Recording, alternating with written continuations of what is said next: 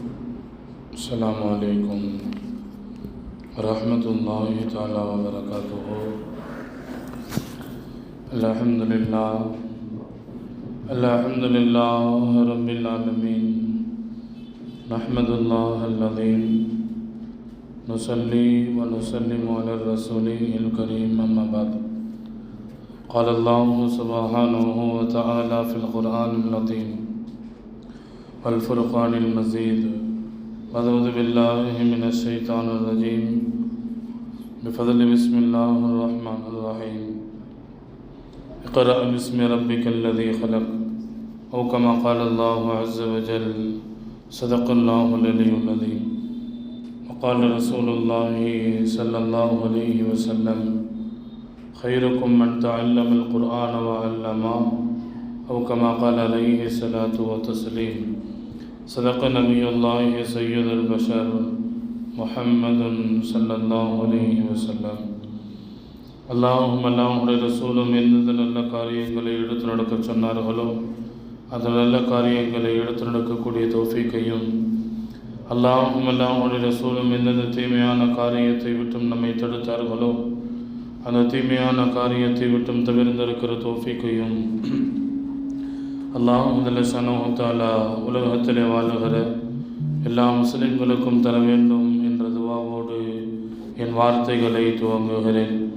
இந்த வாரத்தினுடைய சிந்தனையாய் மகத்தான மார்க்க கல்வி என்றதொரு தலைப்பின் கீழ் ஒரு சில வார்த்தைகளை உங்களோடு நாம் பகிர்ந்து கொள்ள ஆசைப்படுகிறோம். உலகத்தில் வாழும் மனிதர்கள் பெற்றிருக்கும் அருட்கொடைகளிலெல்லாம் உயர்ந்த அருட்கொடை என்பது குழந்தை செல்வங்கள். குழந்தை என்பது அல்லாஹ் ஜல்ல ஷானஹு தஆலா அருட்கொடையாக நமக்கு தந்திருக்கிறான் என்பதை தாண்டி நமக்கு கிடைக்கப்பட்டிருக்கும் பாக்கியம், அது ஒரு அமானிதம் என்பதை நாம் கவனத்தில் வைக்க வேண்டும். அல்லாஹ்வின் அருட்கொடைகள் அனைத்தும் இஸ்லாமிய பார்வையில் அமானிதமாகத்தான் பார்க்கப்படுகிறது. அந்த அமானிதங்களை பராமரித்து பக்குவப்படுத்தி பாதுகாத்து படைத்த இறைவனிடத்திலே ஒப்படைப்பது என்பது நம்முடைய தலையாய தார்மீக கடமை என்பதை நாம் கவனத்தில் வைக்க வேண்டும். இந்த நவீன யுகத்தில் குழந்தைகளை பெற்றெடுத்திருக்கும் பெற்றோர்கள் அந்த குழந்தைகளை நெறிப்படுத்தவும் முறைப்படுத்தவும் நல்வழிப்படுத்துவதும் ஒரு சவாலான காரியமாக இன்றைக்கு அது மாறியிருக்கிறது. இன்றைக்கு குழந்தைகளை அடிமைகளாக ஆக்கி வைத்திருக்கிற, ஆதிக்கம் செலுத்துகிற பொருட்களும் தளங்களும் அதிகமாகிவிட்டது. மொபைல் ஃபோன்கள், வீடியோ கேம்கள், வாட்ஸ்அப் போன்ற இணையதளங்கள், இன்ஸ்டாகிராம், ஃபேஸ்புக் போன்ற பல்வேறு விஷயங்கள் இன்றைக்கு மனிதர்கள் அதற்கு அடிமைகளாக மாறிவிட்டார்கள் என்றால் அந்த வார்த்தை மிக அல்ல. இன்றைக்கு நம்முடைய வளர்கிற இளைய சமூகம் இன்றைக்கு இவைகளிலெல்லாம் மூழ்கி கொண்டு மார்க்கத்தினுடைய விஷயத்தில் இன்றைக்கு அவர்கள் மனமில்லாமல் கவனமில்லாமல் இருக்கிறார்கள் என்றால் உண்மையில் வருத்தப்படக்கூடிய விஷயம் என்பதை நாம் கவனத்தில் வைக்க வேண்டும். கண்ணியத்திற்குரிய அல்லாஹ்வின் நல்லடியார்களே, அல்லாஹ் ஜல்ல ஷானஹு தஆலா ஒவ்வொரு பெற்றவர்களுக்கும் 5 விதமான கடமைகளை நமக்கு இஸ்லாம் சொல்லித் தருகிறது. குழந்தைகள் நீங்கள் வளர்க்கிற பொழுது 5 கடமைகளை ஒவ்வொரு பெற்றவர்களும் கவனிக்க வேண்டும். முதல் கடமை என்ன? இஸ்லாம் நமக்கு சொல்லித் தருகிறது, ஈமானின் அடிப்படையில் நீங்களும் வாழுங்கள், உங்களுடைய பிள்ளைகளும் அப்படிப்பட்டவர்களாக வளர்த்தெடுக்கப்பட வேண்டும் என்பதை இஸ்லாம் நமக்கு சொல்லித் தருகிறார். இரண்டாவதாக, இந்த உலகத்தில் எதுவெதெல்லாம் நன்மையான காரியங்கள், அந்த நன்மையான காரியங்களை செய்வதற்கும் எதெல்லாம் தீமையான காரியங்கள் அவைகளை விட்டும் தவிர்ந்திருப்பதற்கும் அவர்களுக்கு நீங்கள் ஆலோசனைகளை தர வேண்டும் என்பதை ஒரு பெற்றவர்களுக்கான இரண்டாவது கடமையை நமக்கு இஸ்லாம் சொல்லித் தருகிறது. மூன்றாவது கடமை என்ன? நாம் இந்த உலகத்தில் வாழுகிறோம். நம்முடைய இந்த உலகத்தினுடைய வாழ்க்கைக்கு பின்னால், மரணமடைந்ததற்கு பின்னால் நமக்காக வேண்டி துஆ செய்யக்கூடிய அளவிற்கு நம்முடைய பிள்ளைகளை தகுதி உள்ளவர்களாக ஆக்க வேண்டும். இது மூன்றாவது பெற்றவர்களின் கடமை என்பதை இஸ்லாம் நமக்கு சொல்லித் தருகிறது. நான்காவது கடமையை இஸ்லாம் நமக்கு சொல்லித் தருகிறது. மறுமையில் அல்லாஹ்விற்கு முன்னால், யா அல்லாஹ், என் தந்தை எனக்கு மார்க்க கல்வியை தரவில்லை என்று நம்முடைய குழந்தைகள் நம்மை பார்த்து சுட்டி காட்டிவிடக் கூடாது. அதனால் மார்க்க கல்வியை, மகத்தான கல்வியை அந்த பிள்ளைகளுக்கு பெற்றவர்கள் தர வேண்டும் என்ற பெற்றவர்களின் நான்காவது கடமையை இஸ்லாம் நமக்கு சொல்லித் தருகிறது. ஐந்தாவதாக, நம் பிள்ளைகள் நம்மிடம் இருந்து நல்ல பழக்கங்களையும் நல்ல பண்பாடுகளையும் வளர்த்து கொள்ள வேண்டுமே தவிர ஒருபோதும் தீமைகளை, பாவங்களை நம்மிடத்திலிருந்து அவர்கள் கற்றுக்கொள்ளக்கூடாது. அப்படிப்பட்ட ஒரு உன்னதமானவர்களாக, உயர்வானவர்களாக பெற்றவர்கள் வாழ வேண்டும் என்பதை பெற்றவர்களுக்கான ஐந்தாவது கடமையாக இஸ்லாம் நமக்கு சொல்லித் தருகிறது. சுருங்க சொல்வதானால், இந்த ஐந்திலும் நமக்கு இஸ்லாம் சொல்லித் தருகிற அடிப்படையான சிந்தனை என்னவென்றால், மார்க்க கல்வியை நீங்கள் உங்களுடைய பிள்ளைகளுக்கு கொடுத்து விட்டால் இந்த ஐந்தையும் நீங்கள் கொடுத்ததற்கு சமம் என்பதை இஸ்லாம் நமக்கு சொல்லித் தருகிறது. என்றால், கண்ணியத்திற்குரியவர்களே, இன்றைக்கு மார்க்க கல்வியினுடைய விஷயத்தில், மகத்தான அந்த மார்க்க கல்வியினுடைய செயல்பாடுகளில் இன்றைக்கு நாம் மிகுந்த கவனக்குறைவோடு பயணிக்கிறோம் என்பது வருத்தமான ஒரு செய்தியை திருத்தம் செய்ய வேண்டிய தார்மீக கடமை நமக்கு இருக்கிறது என்பதை நாம் கவனத்தில் வைக்க வேண்டும். உலகத்தில் இன்னைக்கு பல மதரசாக்கள் இருக்கிறது. முதலில் நடந்த மதரசா எது? முதலில் யார் மாணவராக இருந்தார்கள், யார் ஆசிரியர் என்பதை குர்ஆனை நாம் பிரட்டி பார்க்கிற பொழுது அற்புதமான ஒரு நிகழ்வு நம்முடைய கண்ணுக்கு முன்னால் குர்ஆன் சொல்லித் தருகிறது. அல்லாஹ் ஜல்லல்லாஹு தஆலா ஆதம் அலைஹிஸ்ஸலாம் அவர்களை படைத்தான். படைத்ததற்கு பின்னால் வெறுமனே ஆதமை மனிதனாக மட்டும் படைத்து விடாமல் அவருக்கான மகத்தான கல்வியை தர வேண்டும் என்று அல்லாஹ் ஜல்லல்லாஹு தஆலா ஆதம் அலைஹிஸ்ஸலாம் அவர்களுக்கு வஅல்லம ஆதமல் அஸ்மாஅ குல்லஹா, உலகத்தில் இருக்கிற எல்லா விதமான கல்விகளையும் ஆதம் அலைஹிஸ்ஸலாம் அவர்களுக்கு நான் கற்றுக் கொடுத்தேன் என்று முதலில் அல்லாஹ் ஆசிரியனாக, ஆதம் அலைஹிஸ்ஸலாம் மாணவராக கல்வி கற்றுத்தரப்படுகிறது. எந்த இடத்தில் தெரியுமா? அரிசுக்கு கீழே அந்த கல்வி கற்றுத்தரப்படுகிறது. ஹதரத் ஆதம் அலைஹிஸ்ஸலாம் அவர்களுக்கு கல்வியை கற்றுக் கொடுத்த இறைவன் குர்ஆன்ல என்ன சொல்றான்னா, மலக்குகளை பார்த்து சொல்லுகிறான், அந்த கல்வி ஞானம் உங்களுக்கு கூட கொடுக்கப்படவில்லை, உங்களுக்கு கூட கற்றுத்தரப்படவில்லை. ஆனால் ஆதம் அலைஹிஸ்ஸலாம் அவர்களுக்கு நான் அந்த கல்வி ஞானத்தை, அந்த கல்வியின் அவசியத்தை, அந்த கல்வியினுடைய பரிசையை நான் கற்றுத்தந்திருக்கிறேன் என்று அல்லாஹ் ஜல்லல்லாஹு தஆலா மலக்குகளை பார்த்து பேசினான். உடனே மலக்குகள் சொன்னாங்க, காலு சுபஹானக லா இல்ம லனா இல்லா மா அல்லம்தனா இன்னக அன்தல் அதீமுல் ஹக்கீம். யா அல்லாஹ், நீ எங்களுக்கு எதை கற்றுக் கொடுத்தாயோ அது மட்டும்தான் எங்களுக்கு தெரியும். நீ கற்றுக் கொடுக்காத மற்ற எந்த விஷயத்தை குறித்தும் எங்களுக்கு அடிப்படையான அறிவு இல்லை என்று அந்த மலக்குகள் முழுமையாக அல்லாஹ்விற்கு முன்னால் சரணடைந்தார்கள் என்ற அந்த வார்த்தையை திருமறை நமக்கு பதிவு செய்து வைத்திருக்கிறார். கண்ணியத்திற்குரிய அல்லாஹ்வின் நல்லடியார்களே, இந்த வரலாற்றினுடைய நிகழ்விலிருந்து நாம் எடுத்துக்கொள்ள வேண்டிய செய்தி இரண்டு. ஒன்று, கல்வியினுடைய அவசியம். வெறுமன மனிதர்களாக உலகத்தில் நீங்கள் உலா வர வேண்டும் என்றால் நான் ஆதமை படைத்தேன் என்பதோடு அல்லாஹ் நிறுத்தியிருப்பான். ஆனால் ஆதம் அலைஹிஸ்ஸலாம் அவர்களை படைத்ததோடு மட்டுமல்ல, படைத்ததற்கு பின்னால் வஅல்லம ஆதமல் அஸ்மா, ஆதம் அலைஹிஸ்ஸலாம் அவர்களுக்கு மார்க்கத்தினுடைய அனைத்து விதமான கல்விகளும், உலகத்தின் அனைத்து விதமான கல்விகளும் கற்றுத்தரப்பட்டிருக்கிறது என்று அல்லாஹ் திருமறையில் பதிவு செய்கிறான். என்றால் கண்ணியத்திற்குரியவர்களே, உலகத்தில் நாம் மனிதர்கள் என்பதற்கான அடையாளமே மார்க்க கல்வி என்பதை இந்த வரலாற்றினுடைய நிகழ்விலிருந்து நாம் புரிந்து கொள்ள வேண்டிய செய்தி என்பதை நாம் கவனத்தில் வைக்க வேண்டும். ஸல்லல்லாஹு அலைஹி வஸல்லம் அவர்கள் ஒரு ஹதீஸை பலமுறை சொல்லி இருக்கிறார்கள். என்ன ஹதீஸ் தெரியுமா? ஹைருக்கும் மன் தஅல்லமல் குர்ஆன வ அல்லமா. உங்களில் சிறந்தவர்கள் யார் தெரியுமா? யார் 5 நேர தொழுகையை தொழுகிறார்களோ அவர்கள் அல்ல. உங்களில் சிறந்தவர்கள் யார் தெரியுமா? பல உம்ராக்களையும் ஹஜ்ஜுக்களையும் செய்திருக்கிறார்களே அவர்கள் அல்ல. உங்களில் சிறந்தவர்கள் யார் தெரியுமா? ஜக்காத்தை வாரி வாரி வழங்குகிறார்களே அவர்கள் அல்ல. உங்களில் சிறந்தவர்கள் யார் தெரியுமா? பகல் முழுக்க நோன்பு வைக்கிறார்கள், இரவு காலங்களில் நின்று வழங்குகிறார்களே அவர்கள் அல்ல. இவைகளுக்கெல்லாம் அடிப்படையாக இருக்கிற மார்க்க கல்வியை கற்பதும் கற்றுக் கொடுப்பவர்களும் தான் உங்களில் சிறந்தவர்கள் என்பதை நபிகள் நாயகம் ஸல்லல்லாஹு அலைஹி வஸல்லம் அவர்கள் நமக்கு சொல்லித் தருகிறார்கள். என்றால் மார்க்கத்தினுடைய எல்லா விதமான விஷயங்களுக்கும் அடிப்படையாக மார்க்க கல்வி இருக்கிறது என்பதை நாம் கவனத்தில் வைக்க வேண்டும். ஸல்லல்லாஹு அலைஹி வஸல்லம் அவர்களுக்கு 40 வயதில் நபித்துவம் வெளிப்படுத்தப்பட்டது. அந்த நேரத்தில் ஹதரத் ஜிப்ரீல் அலைஹிஸ்ஸலாம் அவர்கள் வந்து, நீங்கள் இப்படி நடந்துக்குங்க, மக்காவில் நீங்கள் இப்படி இருங்கள், கொஞ்ச காலத்திற்கு பின்னாடி மதீனாவுக்கு போவீங்க என்பதான விளக்கங்களை எல்லாம் சொல்லவில்லை. நபித்துவம் கொடுக்கப்பட்டதற்கு பின்னால் ஜிப்ரீல் அலைஹிஸ்ஸலாம் அவர்கள் வந்து மாணவியை முசாஃபஹா முஆனகா செய்து, இக்ர நபியே நீங்கள் ஓதுங்கள், மார்க்கத்தினுடைய கல்வியை நீங்கள் சொல்லுங்கள் என்று ஜிப்ரீல் அலைஹிஸ்ஸலாம் அவர்கள் சொன்ன பொழுது, லா அதிரி எனக்கு தெரியாது, மா நபில் காரியின் நான் கல்வியை கற்றவனாக இல்லை என்றார்கள் நபிகள் நாயகம் ஸல்லல்லாஹு அலைஹி வஸல்லம்.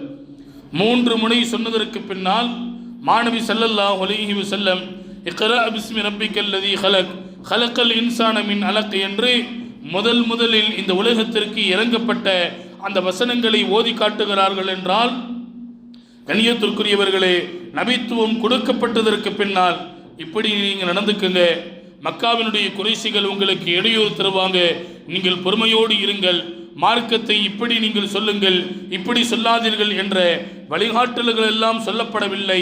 மாறாக மார்க்க கல்வியினுடைய அவசியத்தை, அதனின் அவசரத்தை ஹதரத் ஜிப்ரீல் அலைஹிஸ்ஸலாம் அவர்கள் வந்து மாணவிக்கு கற்றுக் கொடுத்தார்கள் என்ற அந்த செய்தியை குர்ஆன் நமக்கு சொல்லித் தருகிறது. என்றால் மார்க்க கல்வி என்பது வெறுமனே சாதாரணமாக கல்வியை கற்றுக்கொள்ளலாம், அதை படித்து கொள்ளலாம், அதை கேட்டுக்கொள்ளலாம், அதன்படி நடந்து கொள்ளலாம் என்பதல்ல.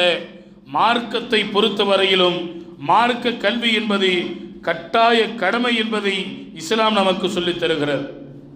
எப்படி தொழுவது கட்டாய கடமையோ, நோன்பு வைப்பது ரமதான் காலங்களில் கட்டாய கடமையோ, வசதி இருந்தால் ஜக்காத்து கொடுப்பது கட்டாய கடமையோ, ஆரோக்கியமும் பொருளாதாரமும் இருந்தால் ஹஜ் செய்வது எப்படி கட்டாய கடமையோ, அதுபோல மார்க்கத்தினுடைய கல்வியை கற்பது இஸ்லாம் கற்றுக்கொள்ளுங்கள் என்று சொல்லவில்லை, கட்டாயமாக நீங்கள் கற்றுக்கொள்ள வேண்டும் என்று கட்டாய கடமையாக அந்த மார்க்க கல்வியை நமக்கு சொல்லித் தருகிறது. என்றால் கண்ணியத்திற்குரியவர்களே, நாம் யோசித்து பார்க்க வேண்டும், ஏன் மார்க்கத்தினுடைய கல்வி கட்டாய கடமை? தொழுவது கட்டாய கடமை, நோன்பு வைப்பது, ஜக்காத்து கொடுப்பது, ஹஜ் செய்வது கட்டாய கடமை. அந்த வரிசையில் அல்லாஹும் ரசூலும் கட்டாய கடமையாக நமக்கு மார்க்க கல்வியை சொல்லித் தருகிறார்கள். என்றால் ஏன் மார்க்கத்தினுடைய கல்வி கட்டாய கடமை? நாம் யோசிக்க வேண்டும் அல்லவா? மார்க்கத்தினுடைய கல்வி ஏன் கட்டாய கடமைனா, அல்லாஹுவை அறிவதற்கும், ரசூலை புரிவதற்கும், குர்ஆனை விளங்குவதற்கும், ஈமானை தெரிவதற்கும், இஸ்லாத்தின் படி நடக்க, ஷரீஅத்தின் படி வாழ, இம்மையில் நாம் பக்குவமான வாழ்க்கையை வாழ்வதற்கும், மறுமையில் வெற்றி பெறுவதற்கும் இஸ்லாத்தினுடைய மார்க்கத்தினுடைய கல்வி என்பது கட்டாய கடமையாக இருக்கிறது என்பதை நபிகள் நாயகம் ஸல்லல்லாஹு அலைஹி வஸல்லம் நமக்கு தெளிவுபடுத்துகிறார்கள். இதனால தான் மார்க்கத்தினுடைய கல்வி என்பது நீங்கள் படித்துக் கொள்ளுங்கள், கற்றுக்கொள்ளுங்கள் என்று இஸ்லாம் சொல்லவில்லை. கட்டாயமாக படிக்கணும், கட்டாயமாக நீங்கள் கற்றுக்கொள்ள வேண்டும். எதை? மார்க்கத்தினுடைய கல்வியை கட்டாயமாக இஸ்லாம் நமக்கு சொல்லித் தருகிறது. என்றால் ஒருவர் அல்லாஹ்வை அறிய வேண்டும் என்றால் மார்க்க கல்வி அவசியம், ரசூலை புரிவதற்கு மார்க்க கல்வி அவசியம், குர்ஆனை விளங்குவதற்கு மார்க்க கல்வி அவசியம், இஸ்லாத்தின் அடிப்படையில் வாழ்வதற்கு மார்க்க கல்வி அவசியம், கொள்கை கோட்பாடுகளோடு உறுதியாக வாழ மார்க்க கல்வி அவசியம். அதனால் தான் அதை அவசியம் என்பதோடு இஸ்லாம் நிறுத்திவிடாமல் கட்டாய கடமையாக நமக்கு சொல்லித் தருகிறது. என்றால் சுருங்க சொல்வதானால் உலகத்தில் ஒரு சிறிய அமலாக இருந்தாலும் அதற்கு மார்க்க கல்வி என்பது அவசியமான ஒன்று என்பதை நாம் கவனத்தில் வைக்க வேண்டும். ஒரு சின்ன அமல்தான், அதுக்கு மார்க்கத்தினுடைய கல்வி என்பது அவசியமானது. ஒன்றும் இல்லை, வயது வந்த ஆண்கள் அல்லது வயது வந்த பெண்கள் திருமணமாகுவதற்கு முன்னால் குளிப்பு கடமையாகிவிட்டால் அல்லது திருமணத்திற்கு பின்னால் தாம்பத்திய உறவில் இருந்து குளிப்பு கடமையாகிவிட்டால் என்ன செய்வது? ஒருத்தர் சாதாரணமாக குளிச்சுட்டு வந்தா தொழுதா தொழுகக்கூடாது. ஒருத்தர் சாதாரணமாக குளிச்சுட்டு வந்து குர்ஆன் ஓதினால் நன்மை கிடைக்காது. ஒருவர் சாதாரணமாக குளித்துவிட்டு உம்ராவை செய்தால் நன்மை இல்லை, ஹஜ் செய்தால் நன்மை இல்லை, ஜகாத்து கொடுத்தால் நன்மை இல்லை. குளிப்பு கடமையானவர் பாலிகானதற்கு பின்னால், வயது வந்ததற்கு பின்னால் ஒரு ஆணோ பெண்ணோ திருமணத்திற்கு முன்னால் குளிப்பு கடமையாகிவிட்டால் அல்லது திருமணத்திற்கு பின்னால் தாம்பத்திய உறவின் மூலமாக குளிப்பு கடமையாகிவிட்டால் ஒரு பெரிய விஷயம்லாம் இல்லைங்க, ஒரு சாதாரணமாக குளிப்பது தான். ஆனால் அந்த குளிப்பதிலும் கூட மார்க்கத்தினுடைய கல்வி அவசியமானது. மார்க்கத்தினுடைய கல்வி அவசியமானது. ஒருவர் குளிக்க வேண்டும் என்றால் 3 விதமான இபாதத்துகளை அந்த குளிப்பு கடமையின் போல் செய்ய வேண்டும். என்னென்ன செய்யணும்? ஒன்று, வாயை கொப்பளிக்கணும். நார்மலாக நம்ம வாயை கொப்பளிக்கிறோமே, அப்படி அல்ல, கர்கரா செய்ய வேண்டும். யா அல்லாஹ், எனக்கு குளிப்பு கடமையாகிவிட்டது, அதனால் நான் குளிக்கிறேன் என்று ஒருவர் நியத் செய்துவிட்டு வாயிலே தண்ணீரை ஊற்றிவிட்டு கர்கரா செய்ய வேண்டும், கொப்பளிக்க வேண்டும். இரண்டாவது, நாசிக்கு நீர் செலுத்தி அதை சுத்தம் செய்ய வேண்டும். மூன்றாவது, உடலில் ஒரு ரோம அளவிற்கு கூட நினையாமல் இருக்காமல் எல்லா இடங்களும் நினையும்படியாக குளிக்க வேண்டும். இது ஒரு சாதாரண விஷயம்தான். ஆனால் இதற்கு கூட மார்க்கத்தினுடைய கல்வி என்பது அவசியமானது என்பதை நாம் கவனத்தில் வைக்க வேண்டும். நான் அதைத்தான் ஆரம்பத்தில் சொன்னேன். ஒரு மனிதர் உலகத்தில் ஒரு சிறிய அமலை செய்தாலும் அந்த சிறிய அமலின் மூலமாக பரிபூர்ணமான கூலியை அல்லாஹ்விடத்தில் இந்த அமல் ஏற்றுக்கொள்ளப்பட வேண்டும் என்றால் அதற்கு அடிப்படை மார்க்கத்தினுடைய கல்வி என்பதை இஸ்லாம் நமக்கு மிக தெளிவாக மிக அழகாக சொல்லித் தருகிறது என்பதை நாம் தெளிவாக விளங்கிக் கொள்ள வேண்டும்.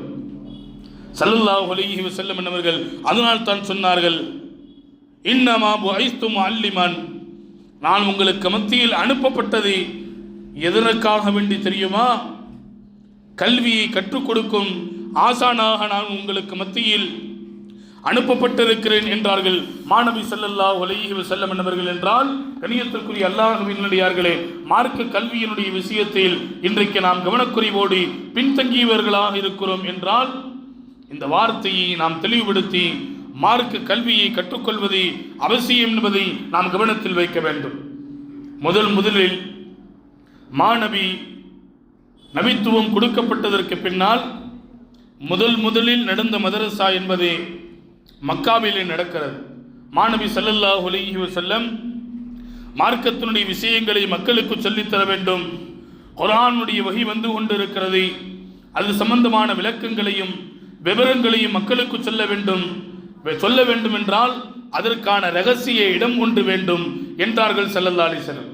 ஏன்னா மக்காவினுடைய இஸ்லாத்தினுடைய ஆரம்ப காலகட்டம். மக்காவிலே இஸ்லாம் என்றால், மார்க்கம் என்றால், குர்ஆன் என்றால், ரசூல் என்றால் அவர்களெல்லாம் எப்போ என்று பார்த்து கொண்டிருக்கிற அந்த வேளை பல்வேறு இடைஞ்சல்களையும் இடையூறுகளையும் அந்த மக்கள் மக்காவினுடைய குறைஷிகள் தந்து கொண்டிருந்தார்கள். கண்ணியத்திற்குரியவர்களே, மாணவி ஸல்லல்லாஹு அலைஹி வஸல்லம் மார்க்கத்தினுடைய கல்வியை கற்றுத்தருவதற்கு மார்க்க கூடம் ஒன்று வேண்டும் என்று சஹாபிகளுக்கு மத்தியில் சொன்ன பொழுது அர்க்கம் இப்னுல் அர்க்கம் ரலியல்லாஹு தஆலா முன் வந்து சொன்னார்கள், மாணவியே, என் இல்லத்தை நீங்கள் மார்க்க கூடமாக நீங்கள் எடுத்துக்கொள்ளுங்கள் என்று அர்க்கம் ரலியல்லாஹு தஆலா அவர்கள் ஸல்லல்லாஹு அலைஹி வஸல்லம் அவர்களிடத்திலே வந்து சொல்கிறார்கள். முதலில் மஸ்ஜிதாக அர்க்கம் ரலியல்லாஹுடைய வீடுதான் இருந்தது. முதலில் மதரசாவாக அர்க்கம் ரலியல்லாஹுடைய வீடு இருந்தது. முதலில் மார்க்க கல்விக்கூடமாக அர்க்கம் ரலியல்லாஹுடைய வீடு இருந்தது. முதலில் இஸ்லாமிய பல்கலைக்கழகமாக அர்க்கம் ரலியல்லாஹுடைய வீடு இருந்தது. அவங்களுக்கு வயசு எத்தனை தெரியுமா? 15 வயசு கூட அவர்கள் பூர்த்தி அடையவில்லை. ஆனால் மார்க்கத்தினுடைய விஷயத்தில் அவர்களுக்கு இருந்த ஆர்வம், மார்க்க கல்வியை கற்றுக்கொள்ள வேண்டும் என்கின்ற விஷயத்தில் அவர்களுக்கு இருந்த ஆசை, கண்ணியத்திற்குரியவர்களே, இந்த வரலாற்றிலிருந்து நம்மால் புரிந்து கொள்ள முடிகிறது. என்றால் அந்த வீட்டில் இருந்துதான் உமர் ரலியல்லாஹு இஸ்லாத்தை ஏற்றுக்கொண்டார்கள் என்பதை பார்க்கிறோமே. பெரும் பெரும் சஹாபிகள் அந்த வீட்டில் இருந்துதான் மார்க்கத்தை, இஸ்லாத்தை அறிந்து கொண்டார்கள், ஏற்றுக்கொண்டார்கள் என்பதை நம்மால் இங்கே புரிந்து கொள்ள முடிகிறது. கண்ணியத்திற்குரிய அல்லாஹ்வினுடையார்களே, பல சஹாபிகள் உருவாக்கப்பட்டார்கள் என்பதை தாண்டி வேறு வார்த்தையில் சொல்வதானால் அந்த வீட்டில் இருந்துதான் அவர்கள் உயர்வுபடுத்தப்பட்டார்கள் என்பதை நாம் யோசிக்க வேண்டும். கியாமத்து நாள் வர நம்ம இன்னைக்கு தொழுகிறோமே, குர்ஆன் ஓதுகிறோமே, இதனுடைய ஒரு பங்கு நன்மை அர்கம் ரலியல்லாஹு தஆலா அவர்களுடைய கபருக்கு சென்று கொண்டிருக்கிறது என்றால், முதலில் மக்காவில் நடந்த மதரசா அர்கம் ரலியல்லாஹு தஆலா அவர்களுடைய வீடு என்பதை நாம் கவனத்தில் வைக்க வேண்டும். இரண்டாவது, மாணவி ஸல்லல்லாஹு அலைஹி வஸல்லம் மதீனாவுக்கு வருவதற்கான எல்லா விதமான வேலைகளும் அங்கே தயாராகி கொண்டிருக்கிறது. ஸல்லல்லாஹு அலைஹி வஸல்லம் யோசிச்சாங்க, நம்ம மதீனாவுக்கு போறதுக்கு முன்னாடி மார்க்கம் அங்கே சென்று விட வேண்டும். அதற்காக வேண்டி ஒரு நபித்தோழர் ஒருவரை தயார் செய்கிறார்கள் ஸல்லல்லாஹு அலைஹி வஸல்லம். வயசானவங்களாக இருந்தா கொஞ்சம் உடல் அவர்களுக்கான உபாதிகளாக இருக்கும், உடல் அவர்களுக்கு ஒத்துழைக்காது. அதனால் இளம் சஹாபியாக இருக்க வேண்டும் என்று நாம் மாணவி ஸல்லல்லாஹு அலைஹி வஸல்லம் முஸாப் இப்னு உமைர் ரலியல்லாஹு தஆலா அவர்களை தேர்வு செய்கிறார்கள். மாணவி மக்காவில் இருக்கும்போது பாதுகாப்பே இல்லை என்கின்ற நிலை இருந்தது. ஆனால் மாணவி ஹிஜ்ரத்தின் மூலமாக மதீனாவிற்கு வருகிற பொழுது மாணவி ஸல்லல்லாஹு அலைஹி வஸல்லம் அவர்களை மக்காவினுடைய அனைத்து மக்களும், ஆண்கள், பெண்கள், சிறுவர்கள், வயதானவர்கள், எல்லா நபர்களும் மதீனாவினுடைய எல்லையில் வந்து நின்று மாணவியை வரவேற்றார்கள் என்ற அந்த வரலாற்றினுடைய நிகழ்வை நாம் படிக்கிற பொழுது உண்மையில் நாம் பூரிப்படைகிறோம். அதற்கு காரணம் என்ன தெரியுமா? மாணவி மதீனாவிற்கு வருவதற்கு முன்னால் மார்க்கத்தினுடைய கல்வி வந்துவிட்டது. அதனால் மாணவி மதீனாவிற்கு வருகிற பொழுது மன்னராகத்தான் வரவேற்றார்கள் என்றால், கண்ணியத்திற்குரியவர்களே, மார்க்க கல்வியினுடைய அவசியத்தை நம்மால் இங்கே புரிந்து கொள்ள முடிகிறது. ஸல்லல்லாஹு அலைஹி வஸல்லம் அன்னவர்கள் வந்ததற்கு பின்னால் அஸ்ஹாபு சுஃபா என்று சொல்லப்படக்கூடிய திண்ணை தோழர்களை உருவாக்கினார்கள் மாணவி ஸல்லல்லாஹு அலைஹி வஸல்லம். மாணவி வந்ததற்கு பின்னாலும் மதரசாவினுடைய முக்கியத்துவத்தை மக்களுக்கு முன்னால் விளக்கி மாணவி ஸல்லல்லாஹு அலைஹி வஸல்லம் அவர்கள் சஹாபிகளை உருவாக்கினார்கள். எத்தனை சஹாபிகள் இன்னைக்கு நம்ம எண்ணிக்கை சொல்றோம்? 1.4 லட்சம் சஹாபிகளை நாம் இன்றைக்கு எண்ணிக்கையாக சொல்கிறோம். இத்தனை சஹாபிகள் இருந்தார்கள், இத்தனை சஹாபிகள் நபிமொழிகளை அறிவித்தார்கள். எல்லா சஹாபிகளும் அந்த திண்ணையில் அமர்ந்து மார்க்கத்தை கற்றுக்கொண்டவர்கள். இன்றைக்கு அந்த மார்க்கத்தை நாம் அறிந்து புரிந்து வாழ்ந்து கொண்டிருக்கிறோம் என்றால், கண்ணியத்திற்குரியவர்களே, எல்லா சஹாபிகளும் அந்த திண்ணை மதரசாவினுடைய மாணவர்கள் என்பதை நாம் கவனத்தில் வைக்க வேண்டும். ஸல்லல்லாஹு அலைஹி வஸல்லம் அவர்கள் சஹாபிகளுக்கு மத்தியில் கடைசி ஒரு உரையை அரஃபாவினுடைய மைதானத்தில் ஹஜ்ஜை முடித்ததற்கு பின்னால் மாணவி ஸல்லல்லாஹு அலைஹி வஸல்லம் சஹாபிகளுக்கு மத்தியில் உரை நிகழ்த்துகிறார்கள். ஸல்லல்லாஹு அலைஹி வஸல்லம் அவங்க சொன்னாங்க, கது பல்லகத்தர் ரிசாலா வ அத்தைத்தல் அமானா. அல்லாஹ் தந்த இந்த மார்க்கத்தை, இந்த இஸ்லாத்தை, மார்க்கத்தினுடைய கல்வியை பரிபூர்ணமாக நான் உங்களுக்கு மத்தியில் ஒப்படைத்து விட்டேனா என்று மாணவி ஸல்லல்லாஹு அலைஹி வஸல்லம் சஹாபிகளுக்கு மத்தியில் கேட்கிறாங்க. சஹாபிகள் சொன்னாங்க, யா ரசூலல்லாஹ், முழுமையாக நீங்கள் ஒப்படைத்து விட்டீர்கள், எங்களுக்கு மத்தியில் மார்க்கத்தை முழுமையாக நீங்கள் கற்றுக் கொடுத்து விட்டீர்கள் என்று சொன்ன பொழுது சஹாபிகள் கேட்டாங்க, மார்க்கத்தை முழுசா நாங்கள் கற்றுக்கிட்டோம், மார்க்கத்தை முழுமையாக நாங்கள் அறிந்திருக்கிறோம், நாங்கள் என்ன செய்வது? ஸல்லல்லாஹு அலைஹி வஸல்லம் அவங்க சொன்னாங்க, பல்லிகு அன்னி வலவ் ஆயா, என்னிடத்திலிருந்து ஒரே ஒரு ஆயத்தை, அல்ஹம்துலில்லாஹி ரப்பில் ஆலமீன் என்கின்ற ஒரு ஆயத்தை நீங்கள் கற்றிருந்தாலும், நம்ம கற்றுக்கிட்டோமே அப்படின்னு இல்லாம அதை நீங்கள் மற்றவர்களுக்கும் எடுத்து சொல்லுங்கள் என்றார்கள் ஸல்லல்லாஹு அலைஹி வஸல்லம் அவர்கள். ஸல்லல்லாஹு அலைஹி வஸல்லம் இப்படி சொன்னதுதான் தாமதம். அவரவர்கள் எந்த திசையில் நின்றார்களோ அந்த திசையில் தன்னுடைய வாகனத்தை ஓட்டி மார்க்கத்தினுடைய கல்வியை உலகம் முழுக்க பரப்ப வேண்டும் என்பதற்காக வேண்டி சஹாபாக்கள் படையெடுத்தார்கள்.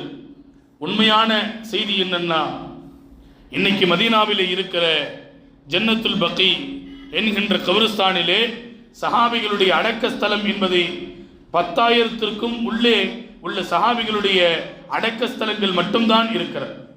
10,000க்கும் குறைவான சஹாபிகளுடைய அடக்க ஸ்தலம் தான் இன்றைக்கு மதீனாவிலே இருக்கிறது.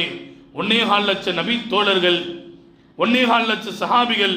ஆனால் இன்றைக்கு 10,000க்கும் குறைவானவர்களுடைய கபறுகள் மட்டும்தான் இருக்கிறது என்றால் மற்றவர்களுடைய கபர் எங்கே போனது என்று வரலாற்றை நாம் பிரட்டி பார்க்கிற பொழுது அவரவர்கள் எங்கே சென்றார்களோ அங்கே மார்க்கத்தை சொன்னார்கள், தன்னுடைய மண்ணறையை அவர்கள் அமைத்துக் கொண்டார்கள் என்ற அந்த வரலாற்று நிகழ்வை நம்மால் படிக்க முடிகிறது.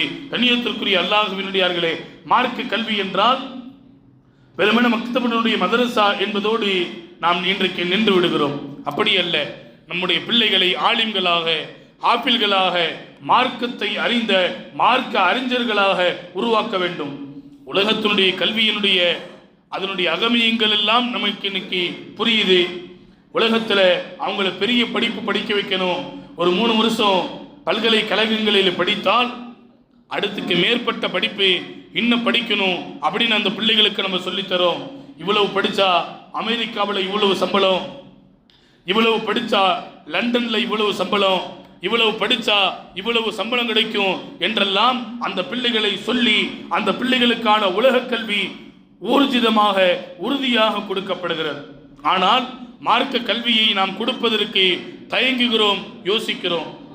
ஏன்னா எவ்வளவுதான் அந்த எவ்வளவு படிச்சுட்டு வந்தாலும் அவருக்கான சம்பளம் என்பது 10,000 15,000 தானே என்று நாம் குறைத்து மதிப்பிடுகிறோமே தவிர, ஆனால் மார்க்க கல்வியை நம்முடைய பிள்ளைகளுக்கு கொடுத்து விட்டால் அல்லாஹ் ரசூல் பார்வையில் அவர்கள் மகத்தானவர்கள் என்பதை நீங்கள் மறந்துவிடக்கூடாது.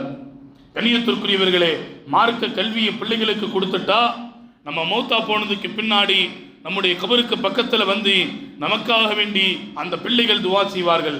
ஆனால் உலக கல்வியை கொடுத்து விட்டால் துவா செய்வதற்கு ஆளை தான் தேடுகிறார்களே தவிர நம்முடைய தந்தைக்காக வேண்டி, நம்முடைய தாய்க்காக வேண்டி நாம் துவா செய்ய வேண்டும் என்கின்ற அடிப்படையான சிந்தனை அவர்களிடத்தில் இல்லாமல் போய்விட்டது என்பதை நான் இந்த நேரத்தில் வருத்தத்தோடு பதிவு செய்ய ஆசைப்படுகிறேன். அதிலையும் தாண்டி மார்க்க கல்வி என்பது இன்றைக்கு இலவசமாக கிடைக்கிறது. பல்வேறு மதரசாக்கள் உலகத்தில் பரவி கிடக்கிறது. எல்லா மதரசாவிலையும் 7 வருஷம் ஓதுறதா இருந்தாலும் 3 வருஷம் படிப்பா இருந்தாலும் இலவசமாகத்தான் அது சொல்லித்தரப்படுகிறது. இலவசம் என்பதால் அதற்கான அருமையும் மகத்துவமும் நமக்கு தெரியாமல் போய்விட்டது. எங்கு காசு கொடுத்து படிக்கிறோமோ அங்குதான் தரமான கல்வி கிடைக்கும். இலவசம் என்றால் நமக்கு மத்தியில் அதற்கான மதிப்பு குறைவாக இருக்கிறது. ஆனால் அல்லாஹ் ரசூல் பார்வையில் எதெல்லாம் இலவசமோ அதற்குத்தான் மதிப்பு கூட. உலகத்தில் எதெல்லாம் இலவசமாக அனுபவிக்கிறோம், தண்ணீர் இலவசமாக நாம் அனுபவிக்கிறோம், காற்று இலவசமாக நாம் அனுபவிக்கிறோம், ஆரோக்கியம் இலவசமாக அல்லாஹ் நமக்கு கொடுத்திருக்கிற மாபெரும் அருட்கொடை, இதையும் நாம் இலவசமாகத்தான் அனுபவித்துக் கொண்டிருக்கிறோம். இரவு இலவசமாக கிடைக்கிறது. ஒரு காசு கொடுத்து தான் இரவு வாங்கணும் என்பதல்ல. பகல் காலங்கள் இலவசமாக இறைவன் தந்திருக்கிறான். பகல்ல உழைக்கணும், இரவுல ஓய்வெடுக்கணும், ரெண்டும் மாறி மாறி வரணும். வெறுமென பகல் மட்டும்தான் என்றால் மனிதர்கள் பைத்தியம் பிடித்தவர்களாக உலகத்தில் மாறிவிடுவார்கள் என்று குர்ஆன் நமக்கு பதிவு செய்கிறது. ஆரோக்கியத்தை இலவசமாக, இரவை இலவசமாக, பகலை இலவசமாக இறைவன் தந்திருக்கிறான். இது இலவசமாக கொடுத்ததுனால இதெல்லாம் மட்டமானதா என்றால் உலகத்தில் இதுதான் உயர்வானது. காற்று இல்லாமல், தண்ணீர் இல்லாமல், ஆரோக்கியம் இல்லாமல், ஓய்வில்லாமல் உலகத்தில் மனிதனால் வாழ முடியாது. இலவசமாக கிடைத்திருக்கிறது என்றால் இது மலிவானதல்ல, உலகத்தில் உயர்ந்தது என்பதால் அல்லாஹ் இலவசமாக தந்திருக்கிறான். அந்த அடிப்படையில் தான் மதரசாவினுடைய கல்விகள் என்பது 7 வருடங்களால் 3 வருடங்களாக இருந்தாலும் இலவசமாக கொடுக்கப்படுகிறது என்றால் நாளைக்கு அல்லாஹ்வுக்கு முன்னாடி யா அல்லாஹ் காசு கொடுத்து படிக்கிற நிலை இருந்துச்சு, என்கிட்ட வசதி இல்லை, அதனால நான் படிக்கல என்று யாரும் சொல்லிவிடக்கூடாது என்பதற்காக வேண்டி மார்க்கத்தினுடைய கல்விகள் இலவசமாக தரப்படுகிறது என்றால் கண்ணியத்திற்குரியவர்களே, அவைகள் மகத்துவம் வாய்ந்தது. அவைகள் மூலமாக நாம் மார்க்கத்தினுடைய கல்வியை கற்றுக்கொண்டோம் என்றால் நாமும் மகத்துவம் மிக்கவர்களாக சிறந்தவர்களாக மாற முடியும் என்பதில் இருவேறு கருத்துக்கு இடமில்லை. அதனால உலக கல்விக்கு நாம் கொடுக்கிற முக்கியத்துவம், என்னுடைய பிள்ளை ஆலிமா ஆகணும், ஹாஃபிலாக ஆக வேண்டும் என்ற அந்த சிந்தனை நம்மிடத்தில் அடிப்படையாக இல்லாமல் போகிவிட்டது. நம்ம மஹல்லாவில் எத்தனை பேர் ஆலிமா இருக்கிறாங்க கொஞ்சம் யோசிச்சு பாருங்களேன். அல்லாஹ்வுடைய கிருபையிலால நம்முடைய மஹல்லாவில் ஒரு பிள்ளை, ஒரு மாணவர் ஆலிமுக்கு ஓதி கொண்டிருக்கிறார். 4 வருடங்களை பரிபூர்ணப்படுத்தி விட்டார், இன்னமும் 3 வருடங்கள் இருக்கிறது.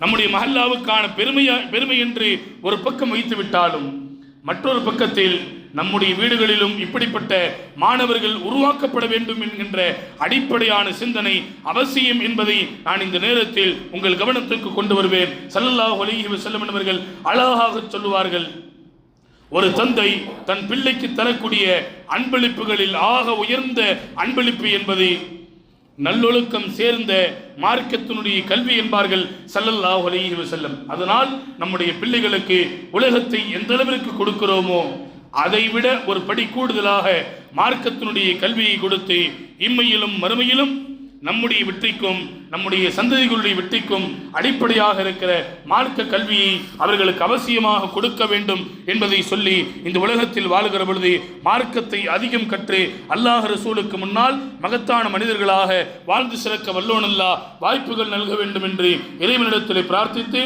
என் வார்த்தைகளை நிறைவு செய்கிறேன். வாஹிர் தஅவாஹும் அனில் ஹம்துலில்லாஹி ரப்பில் ஆலமீன்.